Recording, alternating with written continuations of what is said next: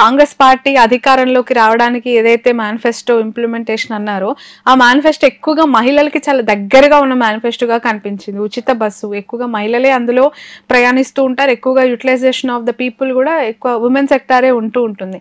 So వాళ్ళ women category యొక్క satisfactory unsatisfactory things ఏంటి అంటే మీరు ఈ రోజు ఏ సెక్టార్ చూసుకున్నా ఉమెన్ ఉన్నారు. రైతులలో మహిళ ఉంది, కూలీలలో మహిళ ఉంది, ప్రైవేట్ ఎంప్లాయీస్ లో మహిళ ఉంది, నిరుద్యోగుల్లో మహిళ ఉంది. సో ఆ ఉమెన్ ని మనం సపరేట్ చేసి చూడలేం. కాకపోతే గవర్నమెంట్ అధికారంలోకి రావడానికి మేనిఫెస్టోలో పెట్టినప్పుడు కానీ ఇచ్చిన 6 గ్యారంటీలో మహిళల్ని టార్గెట్ చేసుకొని ఇచ్చిన అంశాలు మనకు ఎక్కువ కనపడుతున్నాయి. ఇప్పుడు 6 గ్యారంటీల విషయానికి వస్తే కూడా అందులో ఇంప్లిమెంట్ చేస్తున్న దాంట్లో సక్సెస్ఫుల్గా ఏమాత్రం ఇబ్బందులు లేకున్నా కానీ కొంత ప్రాక్టికల్ సమస్యలు వేరు, బయట వచ్చే విమర్శలు వేరు. కానీ సక్సెస్ఫుల్గా నడుస్తున్న స్కీమ్ అంటే మహాలక్ష్మిలో బస్సులో ఉచిత ప్రయాణం అనేది వాళ్ళు పెట్టిన వాటిలో అన్నిటిలోకి బాగా సక్సెస్గా ఇంప్లిమెంట్ అవుతున్న స్కీమ్. అసలు అందులో ఏమన్నా దాని మీద కూడా విమర్శలు ఉన్నాయా, వ్యతిరేకత ఉందంటే ఉండొచ్చు కాక. ఇప్పుడు జెంట్స్ కి ఎప్పుడు సీట్ దొరకకపోతే ఎంతో కొంత వానికి ఫ్రస్ట్రేషన్ వస్తుంది కదా, దాన్ని మనం పెద్ద వ్యతిరేకత చూడలేము. కానీ బాగా ఉమెన్ మాత్రం యూటిలైజ్ చేసుకుంటున్న స్కీమ్లలో బస్ స్కీమ్ అనేది చాలా క్లియర్ కనపడుతుంది. అట్లాగే మహిళలకు 2500 ఆర్థిక సాయం అందిస్తున్నారు. అది ప్రారంభం కాకపోవటం ఒకటి, వాళ్ళు కొంచెం నిరాశగా ఉన్నారు. ఇంకా అదర్వైజ్ చూస్తే మీకు రైతులలో వాళ్ళు రైతు రుణమాఫీ చేశారు, అట్లాగే 500 రూపాయలు వడ్లకు బోనస్ ఇచ్చారు. ఇట్లా అన్ని చోట్ల కూడా ఉమెన్ కలెక్టివ్గా అక్కడక్కడ షేర్ అనేది ఉమెన్ కూడా గవర్నమెంట్ స్కీమ్స్ ఎంజాయ్ చేస్తున్న వాళ్ళు ఉన్నారు మనకి. అది ఓకే సార్, ఏడాది కాంగ్రెస్ ప్రజాపాలన ఎలా ఉంది అనే మీ మొదటి ప్రశ్నకి 35 మంది బాలేదని చెప్పారు, 31 మంది బాగుంది అన్నారు, 22 మంది పర్వాలేదు, చెత్తగా ఉంది అనే వాళ్ళు 12 మంది ఉన్నారు. సో ఈ 12 మందిని పర్వాలేదు అనే కేటగిరీస్ గురించి కాకుండా 31:35% ఈ రెండు రేషియోస్ కంపేర్ చేసినప్పుడు నేను అంటే కాంగ్రెస్ వాళ్ళు ముందు ఆ చెత్తగా ఉందే తీసుకోవాలంట నేను. ఎందుకంటే 12% ప్రజలకి మన మీద కోపం గట్టిగా వస్తుంది, వ్యతిరేకత బాగా పెరుగుతుంది అనే దాన్ని తీసుకుంటే భవిష్యత్తులో మంచి నిర్ణయాలు తీసుకోవడానికి అవకాశం ఉంటుంది. అంటే బాగుపడదలుచుకుంటే అక్కడి నుంచి మొదలు పెట్టాలి. బట్ కాంగ్రెస్ వాళ్ళు ఏమంటారంటే దాన్ని క్లెయిమ్ చేసుకుంటారు, ఇది మా ప్రతిపక్ష పార్టీ వాళ్ళు లేదంటే మాకు వడన్ పార్టీ వాళ్ళు అని 12% ని క్యాల్కులేట్ చేస్తారు. అంటే జనరల్ గా ఈసారి ఏమైందంటే చాలా పని కట్టుకొని కేసీఆర్ ఇంట్లో కూర్చోబెట్టాలి, మళ్ళీ హ్యాట్రిక్ ఇవ్వకూడదని ఒక సెక్షన్ ఆఫ్ పీపుల్ పౌర సమాజం గట్టిగా పనిచేసింది కేసీఆర్కి, టీఆర్ఎస్ వ్యతిరేకంగా. వాళ్ళందరూ ఏం ఆశించి అయితే కాంగ్రెస్ పార్టీకి ఓటేశారో అది జరగకపోవటం వల్ల ఇప్పుడు వాళ్ళు చెత్తగాని మాట్లాడుతుంది వాళ్ళే అనమాట. సో అంటే వాళ్ళు ఏం ఎక్స్పెక్ట్ చేశారో అవన్నీ ఈ 1 year లో జరగకపోవటం, ఆ దిశగా ప్రభుత్వం అడుగులు వేయకపోవటం, ఈ ప్రభుత్వం ఇలా ఉంటుందని వాళ్ళు భావించిన దానికి భిన్నంగా ప్రభుత్వం ముందుకు పోతున్నసరికి అరే వీళ్ళు అనవసరంగా గెలిపించినవరా అనే ఫీలింగ్ వచ్చిన వాళ్ళే ఆ 12% మంది. సో పాస్ మార్కులు అయితే దగ్గరగా వచ్చారు, బాగుంది, పర్వాలేదు, కలుపుకున్నా మనకి 53 దాకా వస్తుంది, పర్వాలేదు, అంటే not bad not good. So ఈ గ్రాఫ్ 35% బాగోలేదు అన్న పాయింట్స్ వీళ్ళు ఏ సెక్షన్లకు వస్తారంటే కేసీఆర్ పరిపాలనలో ఇచ్చిన సంక్షేమ పథకాలని కంటిన్యూ చేయలేకపోవటం వల్ల ఎవరైతే జేబులోకి డబ్బులు రావట్లేదో వాళ్ళందరూ కూడా ఈ కేటగిరీలోకి వస్తారు. మీకు చూడండి, ఇప్పుడు రైతు రుణమాఫీ చేశాడు, రుణమాఫీ ఏమైంది, బ్యాంకులో ఉన్న అప్పు తీరిపోయింది కానీ మీ జేబులోకి నా జేబులోకి రూపాయి రాలేదు కదా. గతంలో అట్లా కాదు, కేసీఆర్ ఏ స్కీమ్ పెట్టినా జేబులోకి డబ్బులు వచ్చేది, సాయంత్రం వైన్ షాప్ పోయేది, అది వేరే విషయం. కానీ ఆ జేబులోకి డబ్బు అనేది కనిపించాలి. ఇప్పటి వరకు రేవంత్ రెడ్డి వచ్చిన తర్వాత 500 రూపాయలకు సన్నాలకు బోనస్ ఇచ్చే 500 రూపాయలు చాలా తక్కువ మంది పండిస్తారు సన్న ఓట్లు తెలంగాణలో. ఓన్లీ దొడ్డు బియ్యం ఎక్కువ మంది పండిస్తారు. సో సన్న బియ్యం పండించిన వాళ్ళ సంఖ్య ఎంత, చాలా తక్కువ. ఎంత కొట్టుకుంటే కూడా 2000 కోట్లు ఉండదు అది. కానీ 21,000 కోట్లు రుణమాఫీ చేసినా కానీ ఈ రోజు రైతులు సాటిస్ఫై అయ్యలేరు, ఎందుకంటే జేబులో డబ్బు కనపడలేదు, బ్యాంకులో ఉన్న అప్పు మాయమైంది అంతే, మన ఇంట్లోకి ఏం రాలేదు. సో అందుకని వీళ్ళందరూ కూడా అంటే మాకు ఇంకేం చేయలేదు, ఈవెన్ దో 2000 పెన్షన్ 4000 చేస్తాడు, అది కూడా చేయలేదు. మిగతా పథకాలలో కళ్యాణ లక్ష్మి లేదు, రైతు బంధు లేదు, రైతు బంధు ఇవ్వట్లేదు, దళిత బంధు లేదు, బీసీ బంధు లేదు, గొర్రెల పథకం లేదు, పాత పథకాలు ఏవి కూడా ఈ ప్రభుత్వం కంటిన్యూ చేయకపోవటం వల్ల సో ఖచ్చితంగా న్యాచురల్ ఆ మాత్రం వ్యతిరేకత. అంటే ఇప్పుడు ఏ ప్రభుత్వం అయినా ఏ పార్టీ అయినా అధికారంలోకి వచ్చిన తర్వాత ఆ ప్రభుత్వం కొత్తగా కొన్ని నిర్ణయాలు తీసుకుంటుంది, వాళ్ళకి చాలా యూనిక్ గా వాళ్ళ స్టాంప్, వాళ్ళ మార్క్ అనేది చూపించాలనుకుంటుంది. అవన్నీ కేసీఆర్ గారు పెట్టినవి, మేమెందుకు ఇంప్లిమెంట్ చేయాలని కాంగ్రెస్ కూడా అనుకొని ఉండొచ్చు కాక. ఖచ్చితంగా అనుకుంటది. ఇందులో ఇంకా కఠోరమైన నిజం ఏంటంటే ఈయన పాత పథకాలు చేయాలన్న డబ్బులు లేవు, కొత్త పథకాలు చేయాలన్న డబ్బులు లేవు. అక్కడ ఖజానా ఖాళీ చేసిపోయినాడు. అక్కడ మనకు వచ్చిన కామెంట్ లో కూడా ఒక కామెంట్ ఉంటది, కేసీఆర్ పోతూ పోతూ చిప్ప చేతికి ఇచ్చిపోయాడు, ఆ గల్ల పెట్టరు ఏం లేవు. ఇప్పుడు ఈయన ఏం చేస్తాడు, రోజు రోజు సంపాదించాలి, ఏ రోజు ఆ రోజు అప్పులకు వడ్డీలు కట్టడం సరిపోతుంది, ఈయన మాత్రం ఏం చేస్తారని పాపం రేవంత్ మీద సానుభూతి చూపిస్తున్న వాళ్ళు కూడా ఉన్నారు. నిజానికి ఇప్పుడు మన జేబులో 100 రూపాయలు ఉంటే 75 రూపాయలు ఖర్చు పెట్టడం పెద్ద కష్టం కాదు. కానీ 25 రూపాయలు ఉండి 100 రూపాయలు ఖర్చు పెట్టాలంటే 75 రూపాయలు అప్పు చేయాల్సిందే కదా. ఈ రోజు రేవంత్ సర్కార్ కూడా అప్పులు చేసి మళ్ళీ పాత అప్పులను కడుతూ పోతుంది. ఓకే, సో ఈ 31% బాగుంది అనే కేటగిరీ ఏంటి? వీళ్ళకి ఏంటంటే ఒకటి, రాష్ట్రంలో ఒక స్వేచ్ఛాయుతమైన ప్రభుత్వం వచ్చింది, కొంచెం ఊపిరి పీల్చుకుంటున్నాం. ఎందుకంటే కేసీఆర్ లాస్ట్ 2 years పోలీసులను నమ్ముకొని పరిపాలన చేశారు. మీరు ఇట్లా మాట్లాడితే తీసుకుపోయి అరెస్ట్ చేశారు కదా. ఆ సోషల్ మీడియా అయినా, యూట్యూబ్ అయినా, ఏ మీడియా వాళ్ళైనా, ఏ ప్రజా సంఘమైనా, ఎలాంటి రాజకీయ పార్టీ అయినా ఈ కొంచెం యాంటీగా మాట్లాడుతుంటే తెల్లారి జైల్లో పెట్టారు, పోలీస్ స్టేషన్లో పెట్టారు. సో ఆ పరిపాలన నుంచి కొంచెం ప్రగతి భవన్ గేట్లు పగలగొట్టడం అనే ఒక విజువల్ అనేది తెలంగాణ ప్రజల్లో చాలా మందికి ఊరటనిచ్చింది. ఆ తర్వాత రేవంత్ రెడ్డి ఎన్ని రోజుల తర్వాత పోలీసులు వాడుతున్నాడు ఏందనేది మళ్ళీ మనం సమీక్షించుకోవచ్చు. కానీ ఓకే, మళ్ళీ కేసీఆర్ గెలిస్తే మనని బతకనిస్తా లేదా, ఊపిరి పీల్చుకుంటావా లేదా అని భయపడ్డ వాళ్ళు కూడా ఉన్నారు. వాళ్ళందరూ ఇవాళ స్వేచ్ఛగా హ్యాపీగా ఊపిరి పీల్చుకుంటారు. అంటే ఒక డెమోక్రటిక్ గవర్నమెంట్ వచ్చింది, మరీ నియంత్రణలాగా కాకుండా. అన్నిటికంటే ముఖ్యంగా ఏంటంటే ప్రభుత్వం ఏదైనా ఇబ్బంది ఉంటే చెప్పుకోవడానికి ఒక వేదిక దొరుకుతుంది. ప్రజావాణి అనేది ఒకటి ఉంది. ప్రజావాణిలో పోయి సమస్య చెప్తున్నాం. అంతకుముందు ఎవరికి చెప్పాలో కూడా తెలియని పరిస్థితి ఉండేది. సో ప్రజావాణిలో ఇంప్లిమెంటేషన్ అంటే ఇప్పుడు సమస్యను చెప్తున్నారండి, వాటి పరిష్కారం ఎంత వరకు ఉంది అక్కడ? అది మన దగ్గర ఆ స్లైడ్ కూడా ఉంది, ఎంత పరిష్కారం చేస్తున్నారు, ఏమవుతుంది అనేది కూడా మన దగ్గర సెకండ్ క్వశ్చన్ అది ఉంది. సో ప్రజావాణి దరఖాస్తులను పరిష్కరిస్తున్నారా? సో మీకు అవుతున్నాయన్న శాతం 16% కనపడుతుంది. అంటే మీరు అన్న అభిప్రాయం అక్కడ కనిపిస్తూనే ఉంది. నా అభిప్రాయం కాదు. అయితే కొన్ని మాత్రమే అనే దానికి 34% హైయెస్ట్ మనకి ఎందుకు కనపడుతుంది అంటే ఫీడ్బ్యాక్ సిస్టమ్ ఒకటి. అంటే ఇప్పుడు ఏమైందంటే అండి, ఇవాళ రేవంత్ రెడ్డి గారు ఏంటంటే ప్రజావాణి దరఖాస్తు వచ్చిందని ఆయనే చెప్పాలి, పరిష్కరించిన కూడా ఆయనే చెప్పాల్సిన పరిస్థితి. అధికార యంత్రాంగం ఏం చేస్తుంది, మిగతా క్యాబినెట్ మంత్రులు ఏం చేస్తున్నారు, వీళ్ళందరూ కూడా పనిచేయాలి కదా.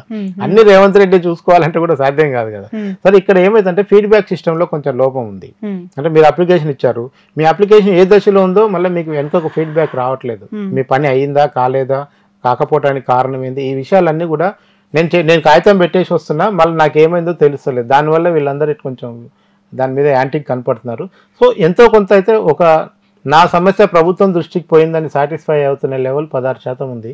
కావట్లేదంటే నా పని కాలేదంటే కాలేదని చెప్తున్నారు. అయిన చోట లేదా కొన్ని మాత్రమే అవుతున్న చోట మాత్రం మనకు 34% వరకు కనబడుతుంది.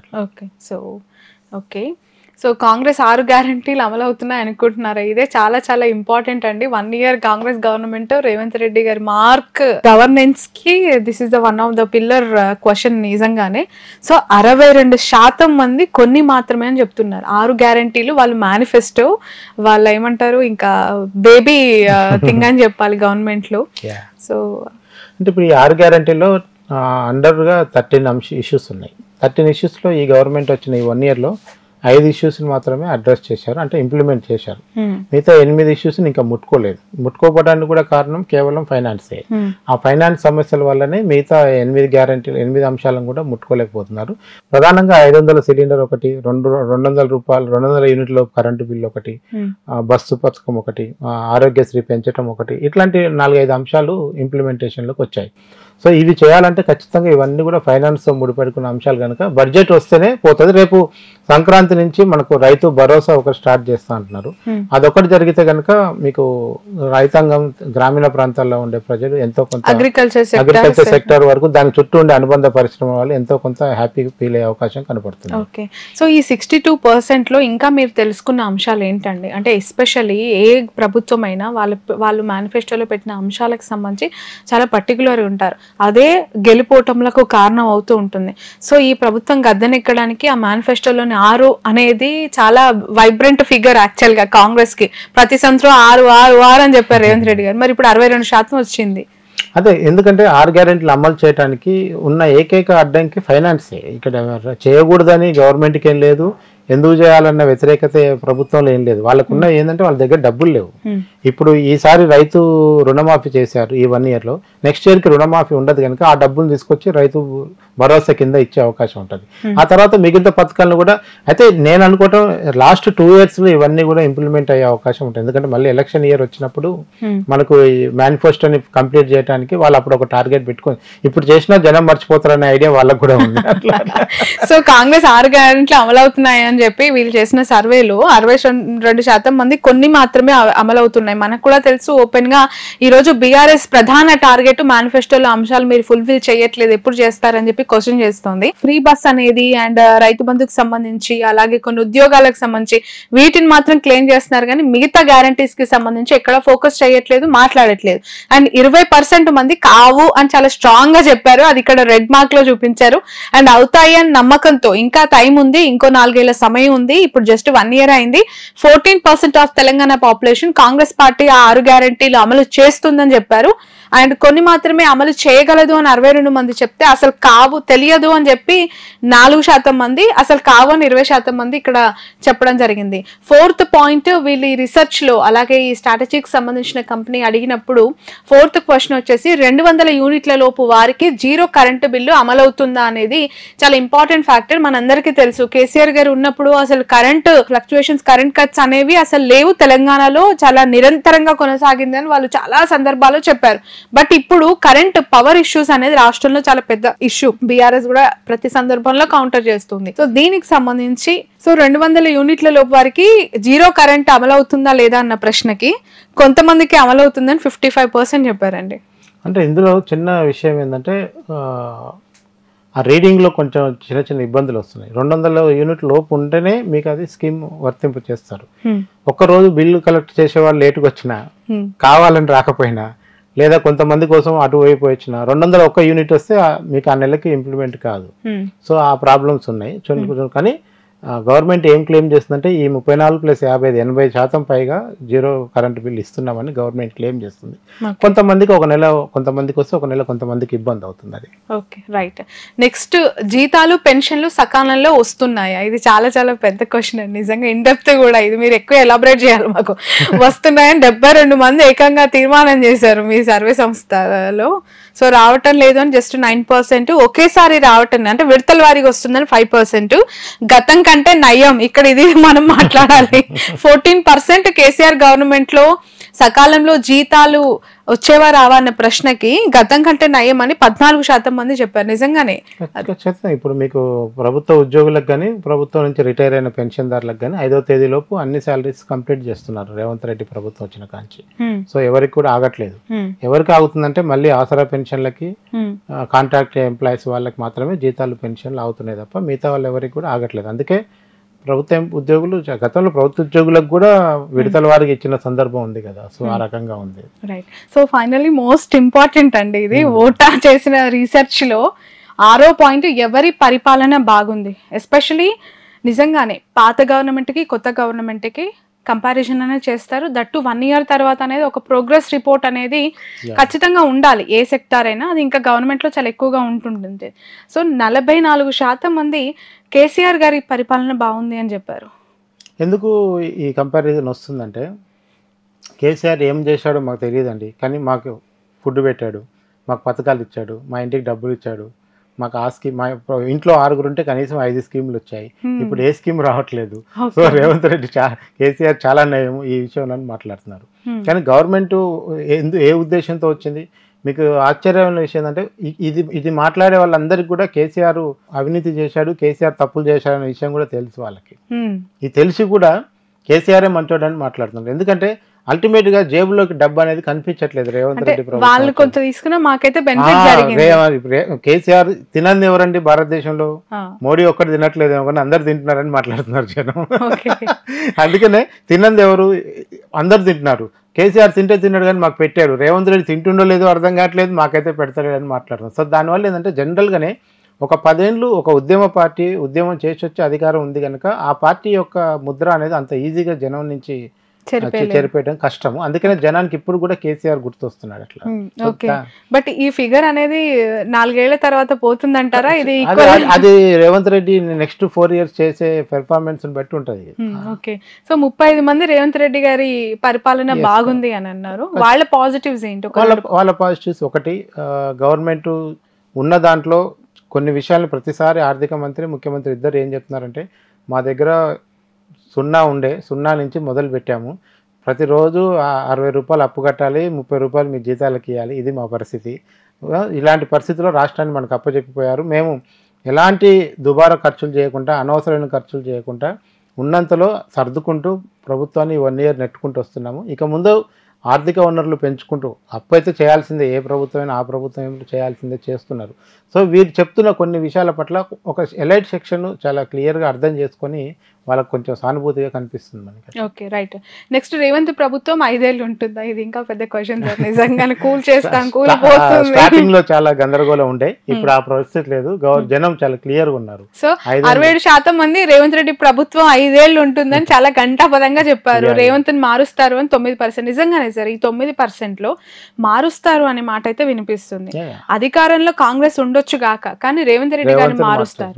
అది జరగబోతుందంటారు?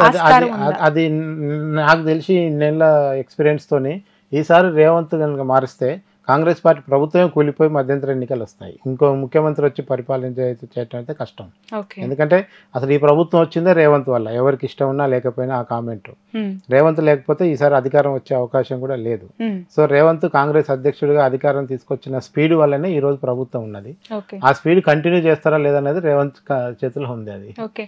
So next 8th question, CM గా రేవంత్ రెడ్డికి ఎన్ని మార్కులు వేస్తారు అనేది ఉంది. 50 మార్కులు వేసిన వాళ్ళు 35% ఉన్నారు. సో 75 మార్కులు వేసిన వాళ్ళు 6% ఉన్నారు ఇక్కడ. సో చాలా డిఫరెన్స్ ఉందండి. అదే అంటే సేమ్ పాస్ మార్కులే. 50 మార్కులు వేసిన వాళ్ళు 35% ఉన్నారంటే పాస్ కూడా దగ్గరకు వచ్చారు అంతే. పాస్ అవ్వలేదు. ఓకే, దగ్గరగా ఉన్నారు, పాస్ కి దగ్గరగా ఉన్నారు. ఓకే,